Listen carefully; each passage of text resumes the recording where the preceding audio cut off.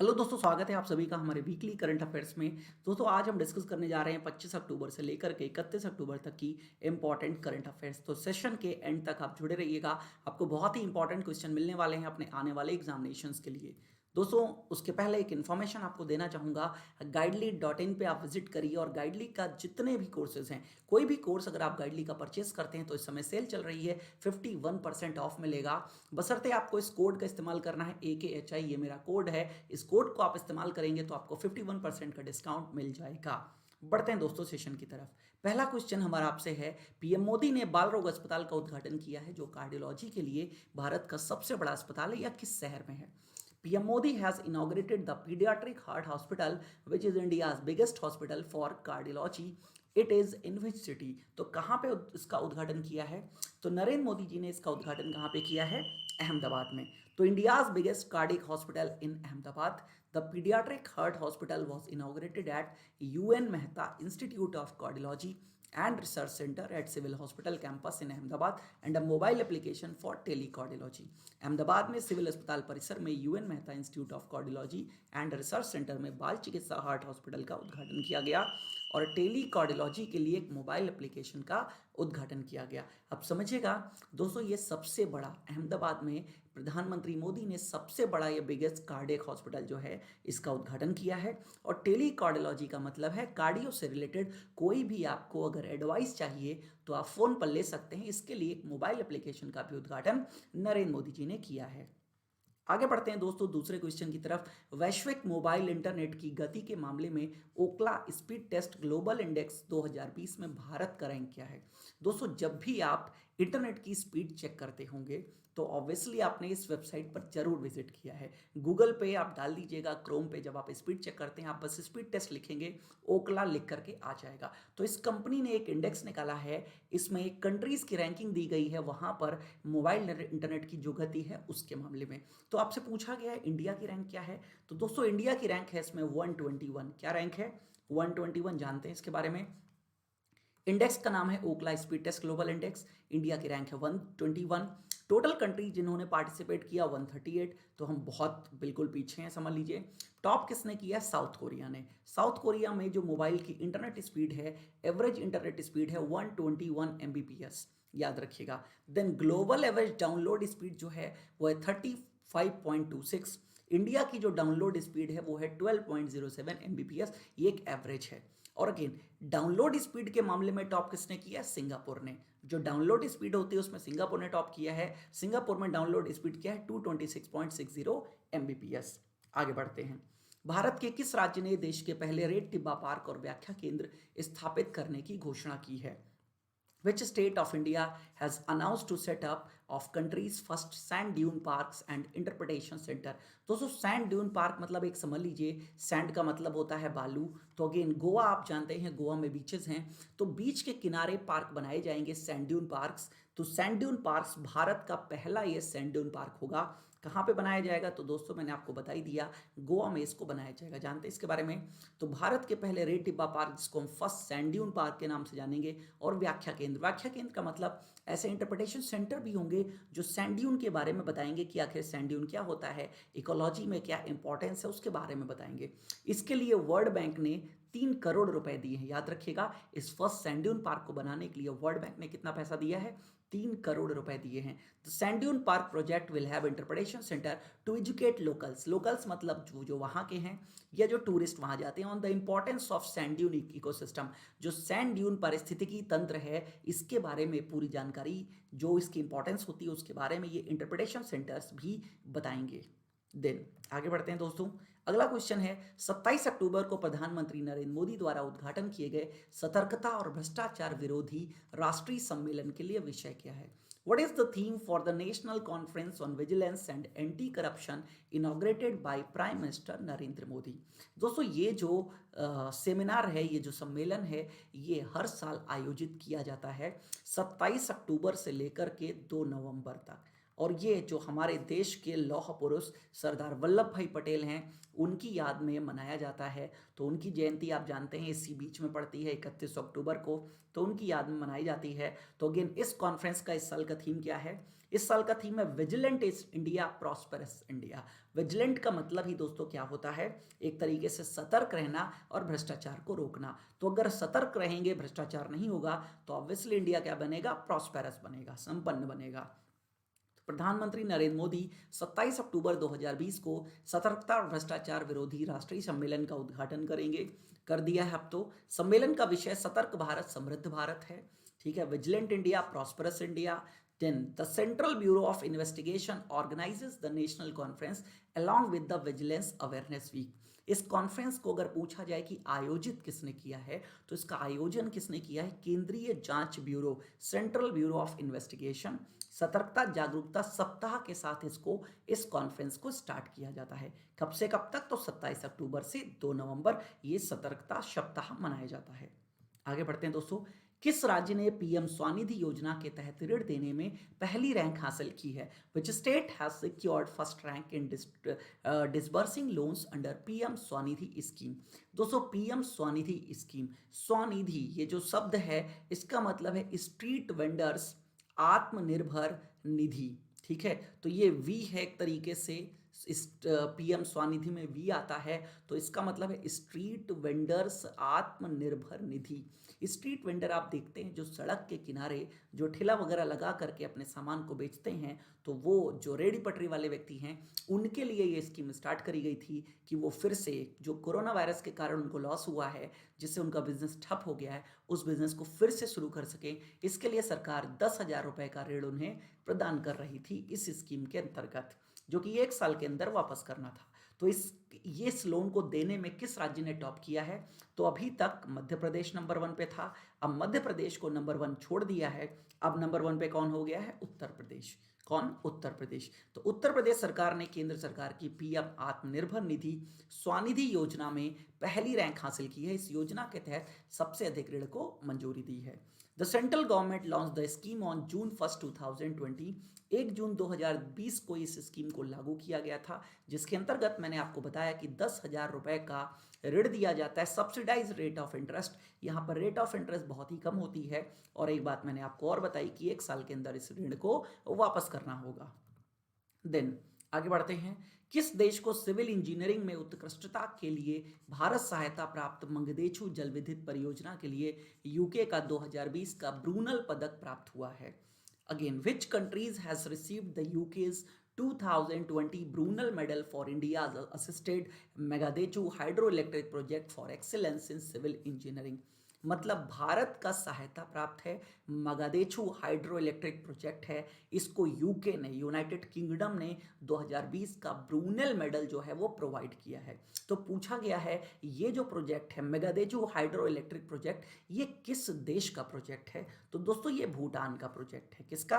भूटान का, लेकिन assisted by India है, इंडिया ने सहायता करी है इसको बनाने में। तो भूटान में भारत सहायता प्राप्त मंगदेचू जल विद्युत परियोजना को ब्रिटेन की इंजीनियरिंग संस्था सिविल इंजीनियरिंग में उत्कृष्टता को मान्यता देने के लिए शीर्ष ब्रिटेन स्थित इंजीनियरिंग निकाय इंस्टीट्यूट ऑफ सिविल इंजीनियर्स, ये अवार्ड किसने दिया? याद रखिएगा, इंस्टीट्यूट ऑफ सिविल इंजीनियर्स द्वारा 2020 के लिए प्रतिष्ठित ब्रूनेल मेडल से सम्मानित किया गया है। 720 मेगावाट की Mangdechhu run of river power परियोजना 4500 करोड़ रुपए की लागत से मध्य भूटान के ट्रोगसा छोंगेंग जिले में मंगदेचू नदी पर बनाई गई है, और ये इंडिया के द्वारा असिस्टेड है, याद रखिएगा। आगे बढ़ते हैं दोस्तों, विश्व की सबसे लंबी मंदिर रोपवे परियोजना का उद्घाटन भारत के किस राज्य में किया गया? तो ये भी पीएम मोदी ने ही इसका भी उद्घाटन किया है, ठीक है, और कहाँ पर? तो दोस्तों गुजरात में उद्घाटन किया गया है। ये टेम्पल रोपवे है। रोपवे आप सभी लोग जानते हैं, आप कई टूरिस्ट प्लेसेस पे विजिट किया होगा, या कुछ टेम्पल्स में भी आपने विजिट किया होगा। जैसे अगर मैं बात करूँ, मैहर माता का मंदिर है मध्य प्रदेश के मैहर में, तो याद रखिएगा वहाँ पर भी ये है, और भी भारत के कई और मंदिरों में। ये तो मैंने एक एग्जाम्पल दिया है। तो टेम्पल तक पहुँचने के लिए, क्योंकि टेम्पल बहुत ऊंची पहाड़ी पे होते हैं, तो वहाँ तक पहुँचने के लिए रोपवे बनाया जाएगा। तो ये जो रोपवे होगा ये लॉन्गेस्ट रोपवे होगा टेम्पल के लिए। याद रखिएगा कहाँ पर? गिरनार इन जूनागढ़।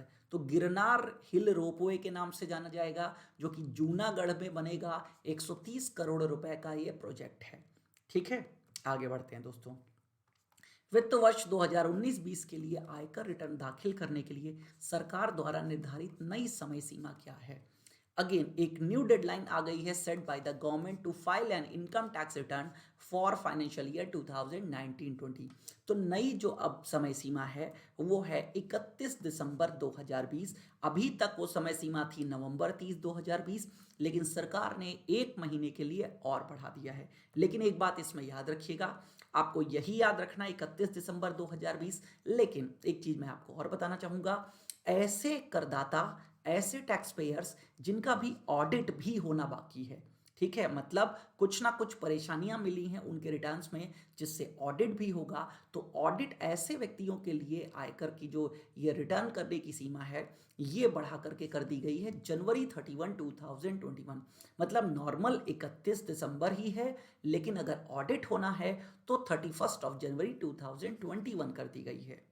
देन वर्तमान में पाकिस्तान मनी लॉन्ड्रिंग और आतंकवादी वित्त पोषण के खिलाफ वैश्विक लड़ाई में गैर सहकारी होने के लिए FATF की सूची के तहत है। मतलब Pakistan is currently under which list of FATF को फुल फॉर्म है इसका financial action task force for being non cooperative in the global fight against money laundering and terrorist financing. अब मैं आपको क्लियर कर देता हूं क्वेश्चन क्या पूछा गया है। FATF नाम की एक संस्था है जो पूरे विश्व में उन देशों पर नजर रखती है जो या तो टेररिस्ट फाइनेंसिंग में लगे हों, मतलब अपने देश में आतंकवादियों को क्या कर रहे हैं, जो आतंकवादी हैं उनको फंडिंग कर रहे हों, ठीक है, या वो मनी लॉन्ड्रिंग कर रहे हों। तो अगेन ऐसे देशों को कुछ लिस्ट में रखा जाता है। तो FATF की दो लिस्ट होती हैं, एक को बोलते हैं ब्लैक लिस्ट, एक को बोलते हैं ग्रे लिस्ट। ग्रे लिस्ट, तो ग्रे लिस्ट तो जो दोस्तों होती है उसमें याद रखिएगा, उसमें रुक जाता है मामला, पूरी तरीके से नहीं खत्म होता है। बट ग्रे लिस्ट का मतलब यही होता है कि अब आप ये काम करते हो, आप पूरा एक प्रॉपर प्लान बताओ कि आप ये मनी लॉन्ड्रिंग या टेररिस्ट फाइनेंसिंग का काम नहीं करोगे, तो आपको इस लिस्ट से हटा दिया जाता है। और अगर ग्रे लिस्ट में आप नहीं सुधरे और आपको कहीं ब्लैक लिस्ट में डाल दिया गया, तो फिर विदेशों से कोई भी पैसा उस देश को एज अ ग्रांट नहीं मिलता है। तो पाकिस्तान ग्रे लिस्ट में ही था, उसको मौका दिया गया था सुधरने का लेकिन नहीं सुधरा, तो अगेन उसको ग्रे लिस्ट में ही रखा गया है। ठीक है, याद रखिएगा कब तक के लिए हम जानते हैं यहाँ पर, तो फरवरी 2021 तक FATF की ग्रे लिस्ट में पाकिस्तान बना रहेगा, याद रखिएगा। FATF के बारे में जान लेते हैं। तो मैंने आपको बता ही दिया, ये फाइनेंशियल एक्शन टास्क फोर्स है जो कि टेररिस्ट फाइनेंसिंग और मनी लॉन्ड्रिंग पर नजर बना करके रखती है। इसको G7 ग्रुप ने फॉर्म किया था। हेडक्वार्टर इसका है पेरिस में, फ्रांस में, और प्रेसिडेंट इसके समय है मार्कस प्लेयर। कौन है? Marcus player. देन किस खिलाड़ी ने 2020 पुर्तगाली ग्रैंड प्रिक्स जीता है?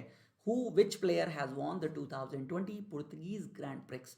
तो दोस्तों लगातार ग्रैंड प्रिक्स जो जीत रहे हैं उन व्यक्ति का नाम है लेवाइस हैमिल्टन, जो कि मर्सिडीज से हैं। तो लेवाइस हैमिल्टन ने ये ग्रैंड प्रिक्स भी अपने नाम कर ली। ग्रैंड प्रिक्स आप देखते हैं F1 रेसिंग होती है कुछ इस तरह की, तो जानते हैं इसके बारे में। तो Lewis Hamilton Mercedes great Britain, ये मर्सिडीज से हैं और ग्रेट ब्रिटेन के लिए हैं, ने 2020 पुर्तगाली ग्रैंड प्रिक्स जीता है। ठीक है, यह 12th round of 2020 formula 1 world championship, 12 round की एक फार्मूला 1 वर्ल्ड चैंपियनशिप है।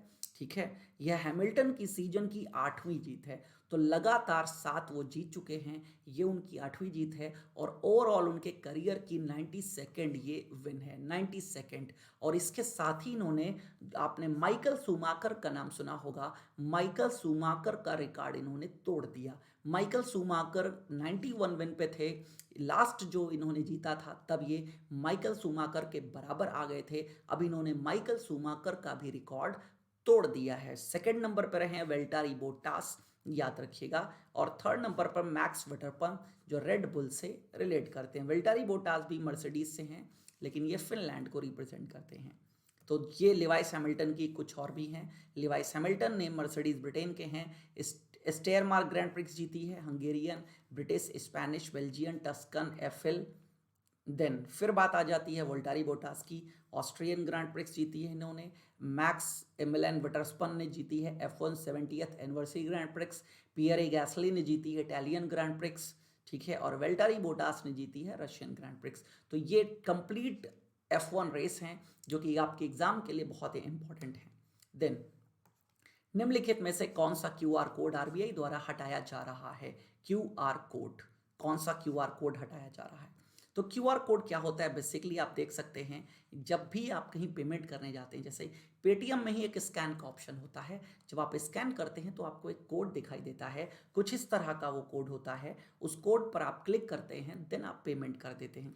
तो याद रखिएगा, इंडिया में अभी 3 प्रकार के क्यूआर कोड चल रहे हैं। एक है भारत क्यूआर कोड, एक है यूपीआई क्यूआर कोड और एक है प्रोप्राइटरी। प्रोप्राइटरी का मतलब जैसे हर कंपनी का अपना अलग अलग, फोन पे जाते हैं तो फोन पे का अपना अलग है, ठीक है। देन आप पेटीएम में जाते हैं तो पेटीएम का अपना अलग है, मोबीक्विक पे आप जाएंगे तो उनका अलग है। तो ये जो अलग अलग कोड हैं, इनको अब आरबीआई हटा रहा है, खत्म कर रहा है। उसका कहना है यूपीआई या भारत की ओर किसी एक में आप सभी लोग आ जाइए।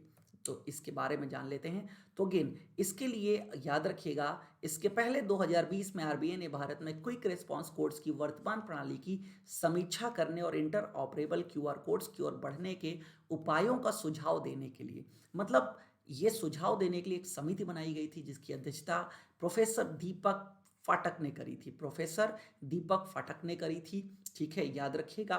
Then the following decision of the report of the committee will now be implemented by the RBI.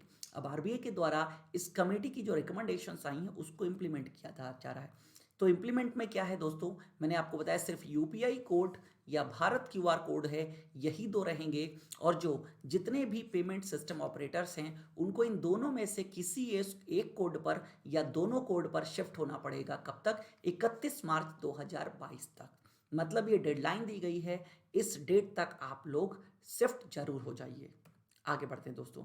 भारतीय मूल के वेवल राम कलावन को किस देश के राष्ट्रपति के रूप में नियुक्त किया गया है? मतलब वेवल राम कलावन जो हैं ये किस देश के राष्ट्रपति बने हैं हाल ही में? तो दोस्तों ये राष्ट्रपति बने हैं सेशेल्स के। कहाँ के? सेशेल्स के राष्ट्रपति बने हैं और ये भारतीय मूल के हैं, ये बात आपको याद रखनी है। इनके जो ग्रैंडफादर हैं वो गोपालगंज बिहार से संपर्क रखते थे, ठीक है। अगेन इन्होंने डैनी फेरो को डिफीट किया है। सेशल्स के बारे में जान लीजिएगा, कैपिटल है विक्टोरिया और करेंसी है सेशलाइस रूपी, ठीक है, मतलब सेशल्स में भी रूपी करेंसी है। देन निम्नलिखित में से किसने गिनी के राष्ट्रपति के रूप में अपना तीसरा कार्यकाल जीता है? Who among the following has won his third term as the president of Kenya. मतलब जो पहले से थे वही आगे आए हैं, तो ये उनका तीसरा टर्म होगा। तो वो व्यक्ति कौन है? उन व्यक्ति का नाम है alpha कॉन्ड।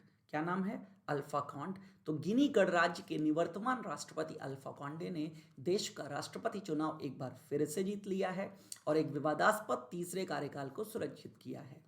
Then 82 years old has been serving as the president of Guinea since December 2010.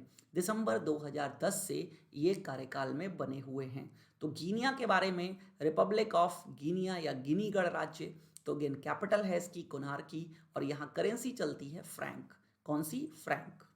Then आगे बढ़ते हैं। फीफा, ठीक है, आप जानते हैं फीफा जो कि फुटबॉल की रेगुलेटरी बॉडी है, ऑल ओवर वर्ल्ड फुटबॉल की रेगुलेटरी बॉडी को फीफा के नाम से जानते हैं। तो फीफा की नवीनतम रैंकिंग में भारतीय पुरुष फुटबॉल टीम का रैंक क्या है? मतलब इंडिया का जो मेल फुटबॉल टीम है उसकी रैंक क्या है दोस्तों? तो उसकी जो रैंक दी गई है 109 पे दी गई है, 109।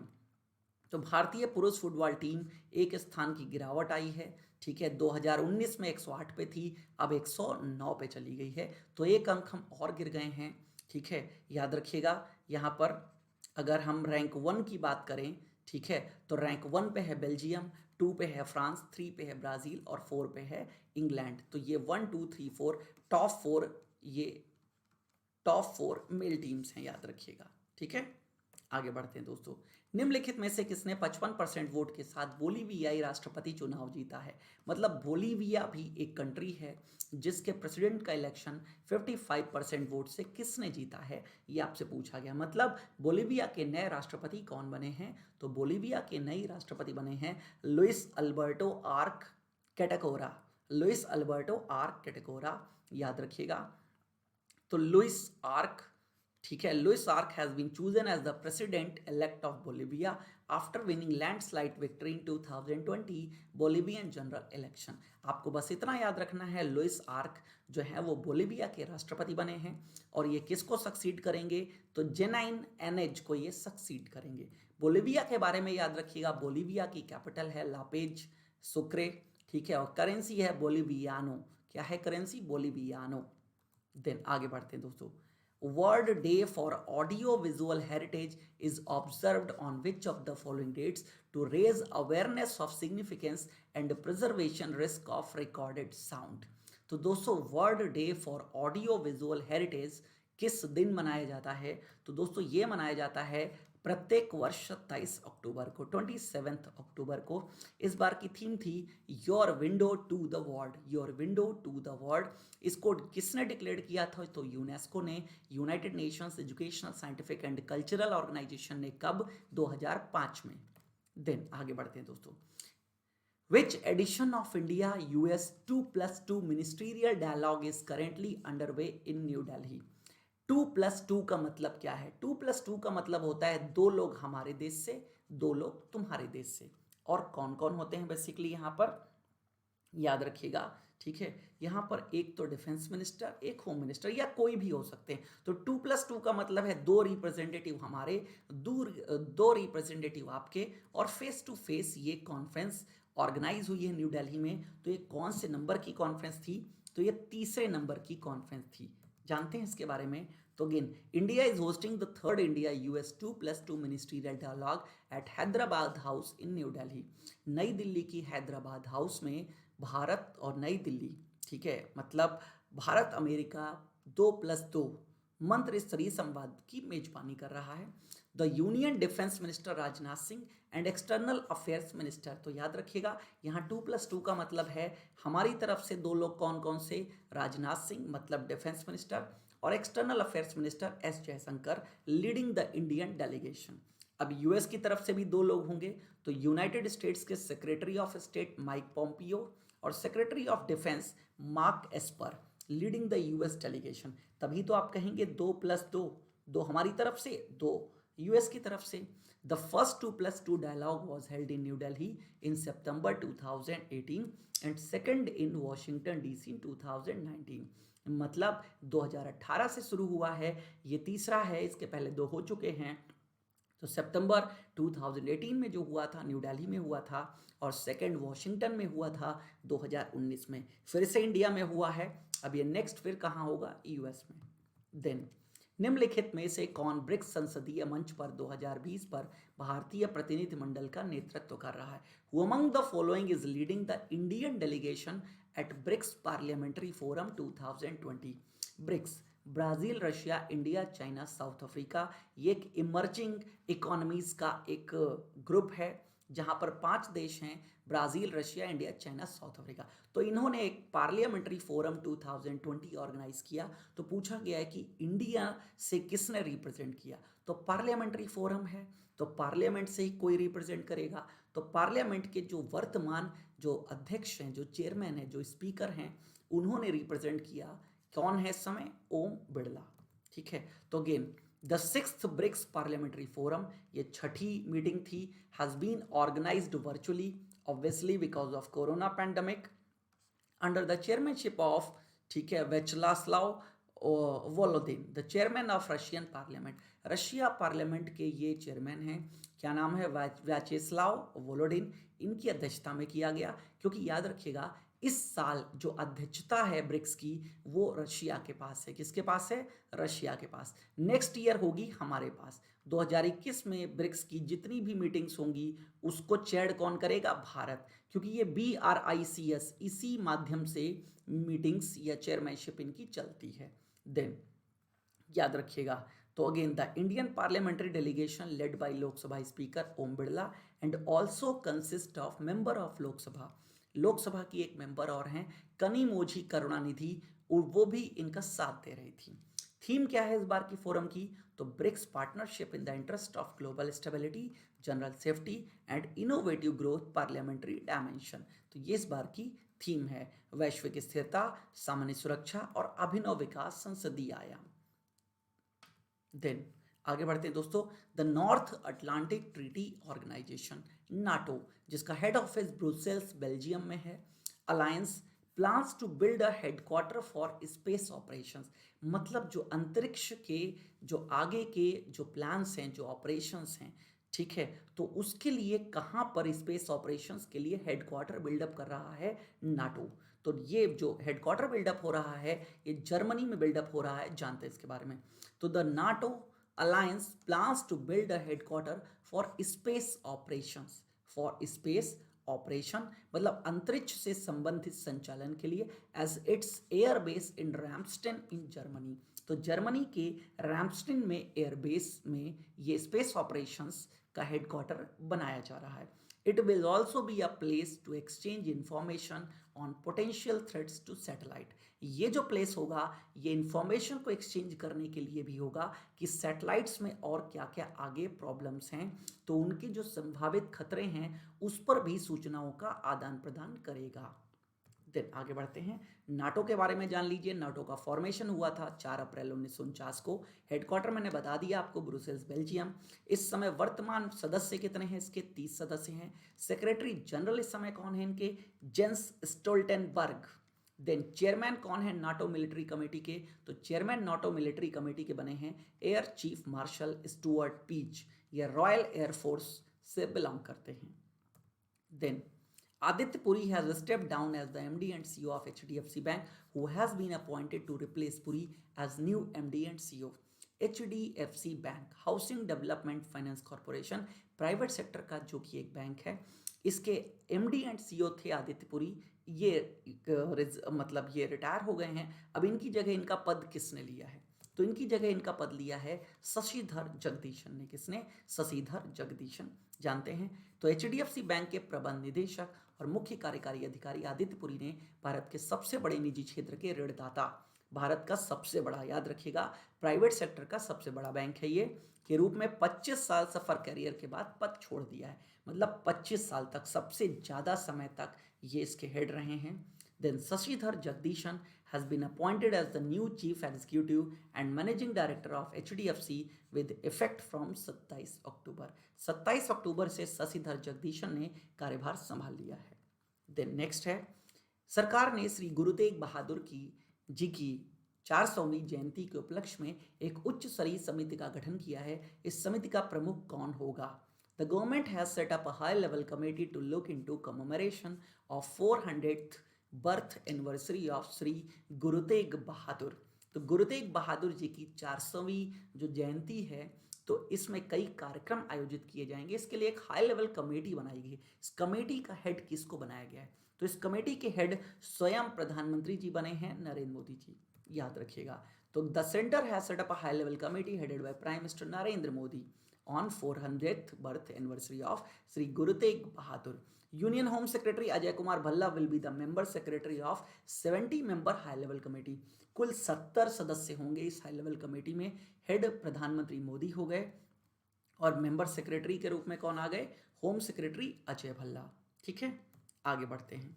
Then, which state government is going to establish anti-human trafficking police station in each and every districts? याद रखिएगा, मानव तस्करी से संबंधित। एंटी ह्यूमन ट्रैफिकिंग का मतलब है ह्यूमन ट्रैफिकिंग ना हो सके, तो मानव तस्करी विरोधी, मतलब जो लोगों की खरीद बेच होती है ना, तो उसको रोकने के लिए।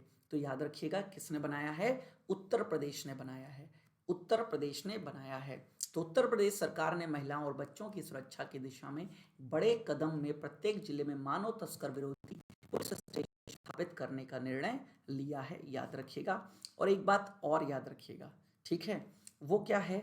इसके पहले उत्तर प्रदेश ने जितने जिले हैं, 75 जिले हैं, सभी जिलों में एक ऐसा पुलिस स्टेशन एस्टैब्लिश किया था जो सिर्फ बिजली चोरी को देखेगा। तो anti theft, anti electricity theft police station भी यूपी ने सारे जिलों में बना दिया है, बिजली चोरी के लिए अलग पुलिस स्टेशन।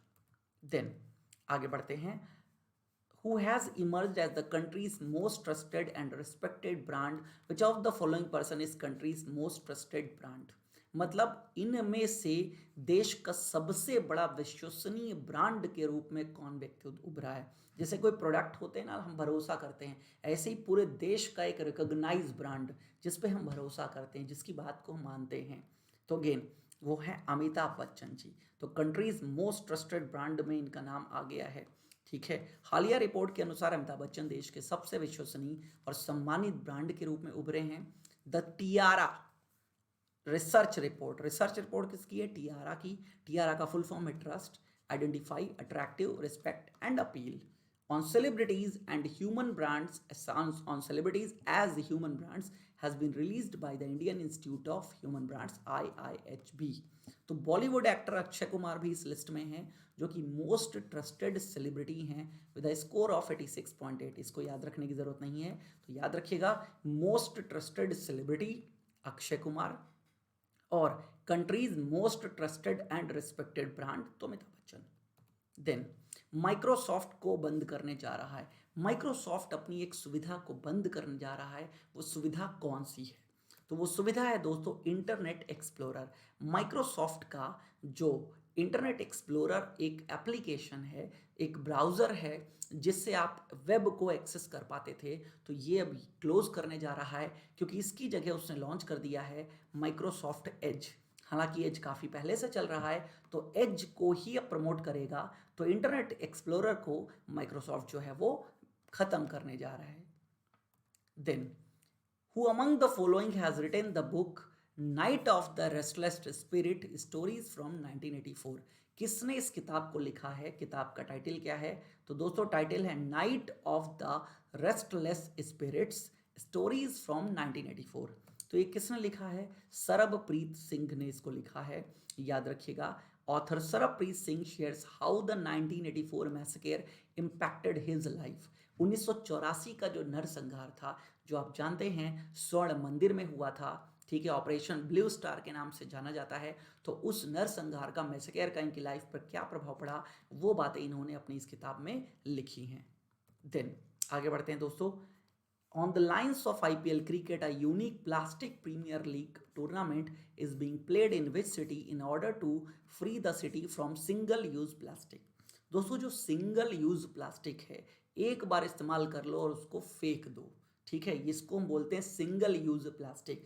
जैसे यूज एंड थ्रो ग्लासेस होते हैं ना, तो यूज एंड थ्रो आपने यूज किया और फेंक दिया, तो वो one time single use plastic से मुक्त किया जा रहा है शहर को। तो उसके लिए एक जैसे आईपीएल है, ऐसे एक टूर्नामेंट का आयोजन किया जा रहा है, उसका नाम होगा पीपीएल प्लास्टिक प्रीमियर लीग। कहाँ पर? तो ये इंदौर में ऑर्गेनाइज किया जा रहा है। क्या होगा दोस्तों इसमें? टीम्स बनाई जाएंगी। क्या किया जाएगा?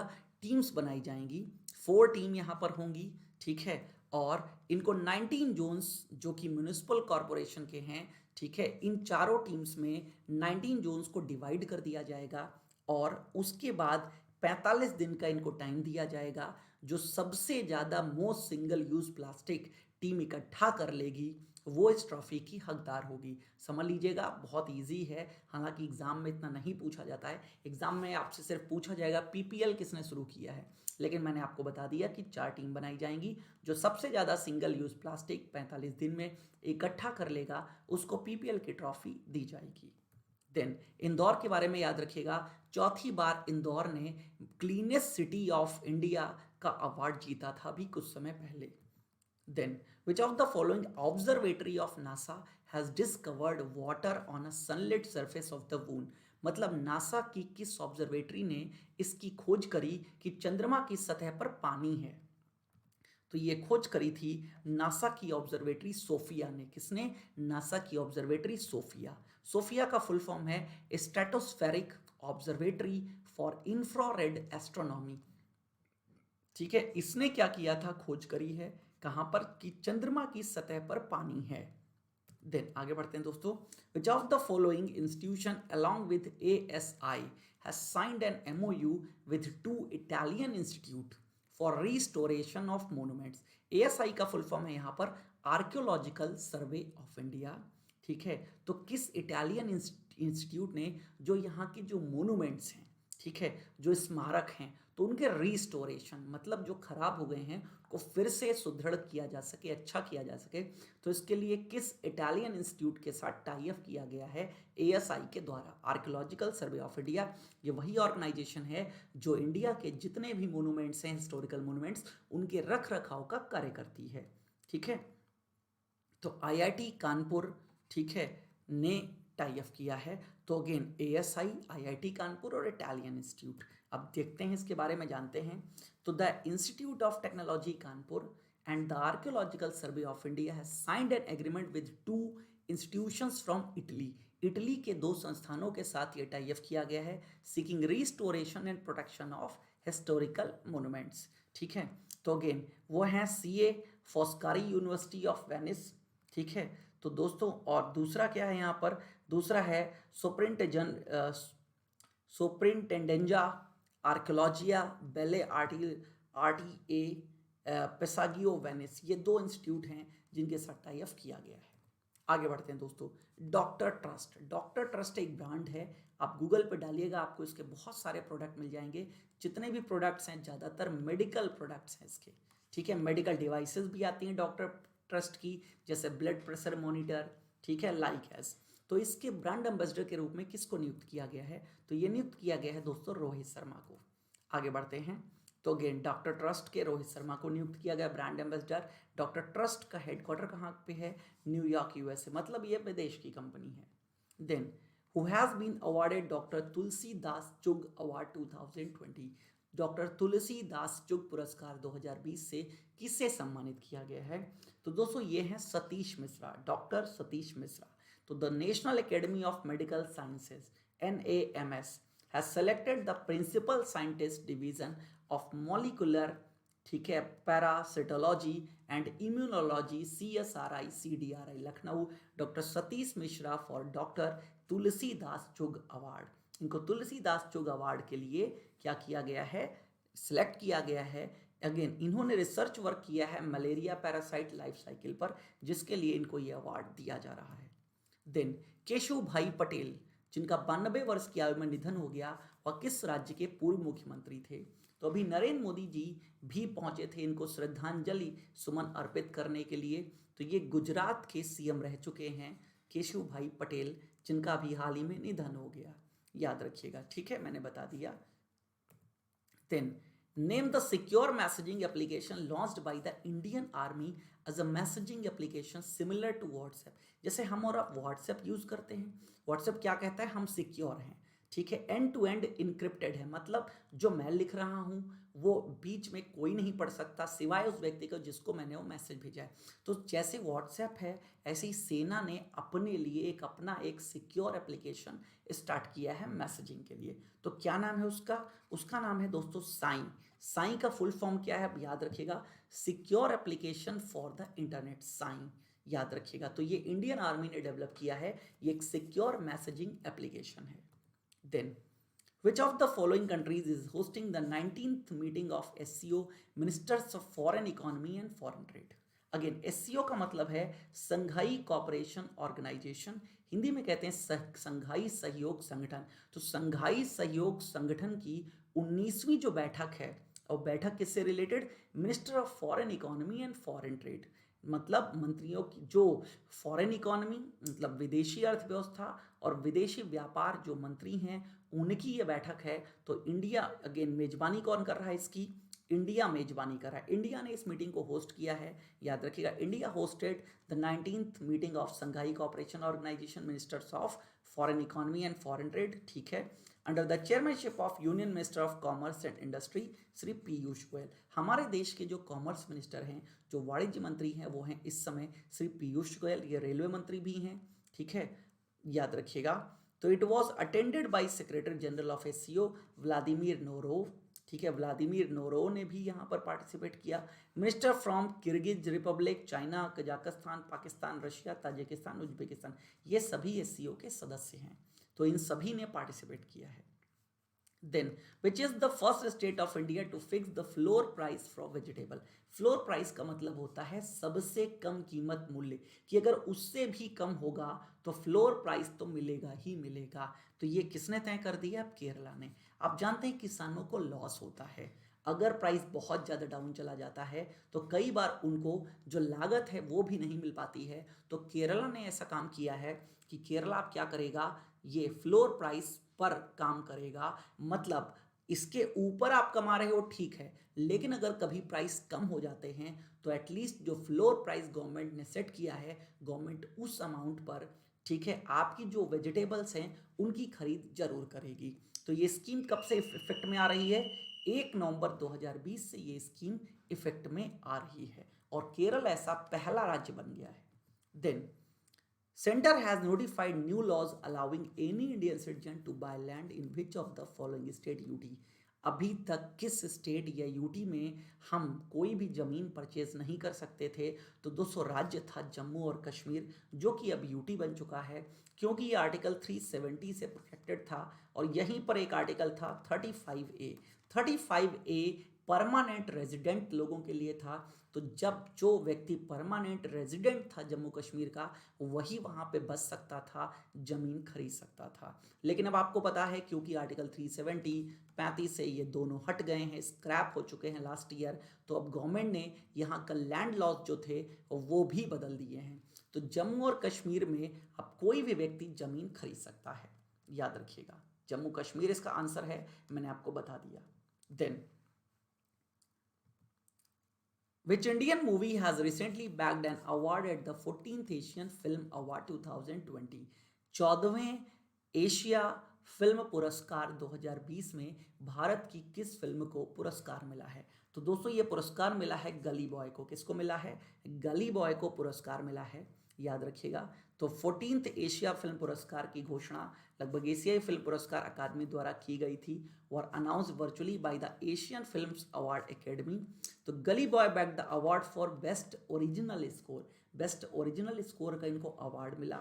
द अवार्ड वेंट टू कार्श काले and the salvage audio collective. इसके जो सॉन्ग्स हैं उनके लिए इसको अवार्ड मिला है।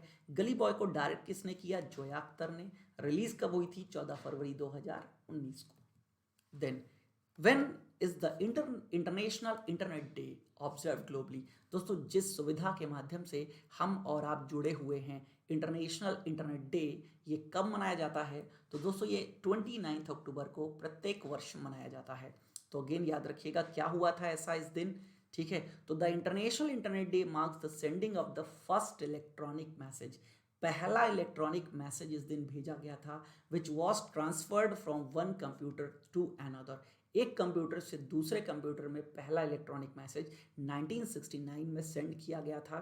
तो Charley Kline A student programmer at the University of California, Los Angeles. Charley Kline जो कौन थे? University of California Los Angeles के एक स्टूडेंट थे जो कि प्रोग्रामर थे।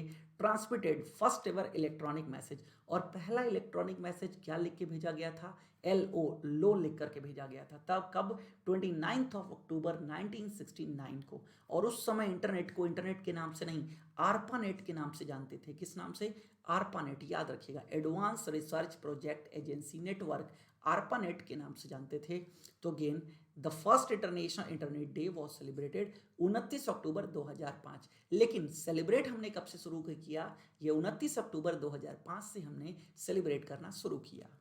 Then world psoriasis day is observe every year. Psoriasis आप जानते हैं एक तरीके से बीमारी होती है, ये एक स्किन डिसऑर्डर की एक बीमारी होती है। तो इसकी अवेयरनेस के लिए डे मनाया जाता है। कब? 29 अक्टूबर को ये डे मनाया जाता है। तो वर्ल्ड सोराइसिस डे। इस बार का विषय क्या था इसका? इस बार का विषय था इनफॉर्म्ड। क्या था विषय? इनफॉर्म्ड। देन आगे पढ़ते हैं। Which of the following state government has recently started a digital library to help student in higher education. जो हायर एजुकेशन में छात्र हैं, जो गरीब छात्र हैं, जो महंगी महंगी किताबें अफोर्ड नहीं कर सकते, खरीद नहीं सकते, तो डिजिटल लाइब्रेरी किस राज्य ने शुरू कर दी? डिजिटल मतलब जहां पर आपको कोई भी चीज़ फ्री में मिलेगी, ऑनलाइन आप उसको डाउनलोड कर सकते हैं। तो ये काम किया है उत्तर प्रदेश ने। किसने? उत्तर प्रदेश ने स्टार्ट किया है। तो उत्तर प्रदेश सरकार ने उच्च शिक्षा में छात्रों को डिजिटल प्रारूप में शिक्षा सामग्री प्राप्त करने में मदद करने के लिए डिजिटल पुस्तकालय शुरू किया है। जो गरीब बच्चे हैं, जो खरीदने में असमर्थ हैं, उन्हीं के लिए किया गया है। लगभग 35,000 ई कंटेंट यहाँ पर 134 विषयों से संबंधित हिंदी और इंग्लिश भाषाओं में उपलब्ध होगा। देन किस बैंक पर आरबीआई ने वित्तीय उत्पादों के विपणन मानदंडों का उल्लंघन करने के लिए 22 लाख रुपए का जुर्माना लगाया है? याद रखिएगा, किस बैंक पर आरबीआई ने 22 लाख का फाइन किस बैंक पर लगाया है, जिसने आरबीआई के द्वारा जो विपणन के नाम से, जो मार्केटिंग नॉर्म्स हैं, उसने उनका उल्लंघन किया है। तो ये हर्जाना लगाया है डीसीबी बैंक पर।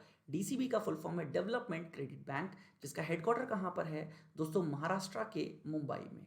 महाराष्ट्र के मुंबई में हेडक्वार्टर है। और इसके सीईओ कौन है? मुरली एम नटराजन। कब ये बैंक बना था? 1930 पर। और याद रखिएगा, यहाँ पर जियो पेमेंट बैंक पर भी जुर्माना लगाया गया आरबीआई के द्वारा। कितना? याद रखिएगा, 1 करोड़ रुपए का जुर्माना जियो पेमेंट बैंक पर भी लगाया गया है। इन्होंने भी नॉर्म्स को वायलेट किया है। तो दोस्तों, ये थे हमारे टॉप 40 क्वेश्चंस। ठीक है, अगेन आपको याद दिला दूं, 51% डिस्काउंट चल रहा है इस समय। ठीक है, सारे के सारे कोर्सेज, टेस्ट सीरीज, कुछ भी अगर आप परचेस करते हैं उस पर। तो दोस्तों, आज के सेशन में इतना ही है। कैसा लगा आपको सेशन? कमेंट सेक्शन में ज़रूर बताइएगा। और भी किस तरीके के वीडियोस आपको चाहिए मुझे बताइएगा, मैं आपको और भी अच्छे अच्छे प्यारे प्यारे वीडियोस देने की कोशिश करूँगा। Thank you for watching. Thanks a lot.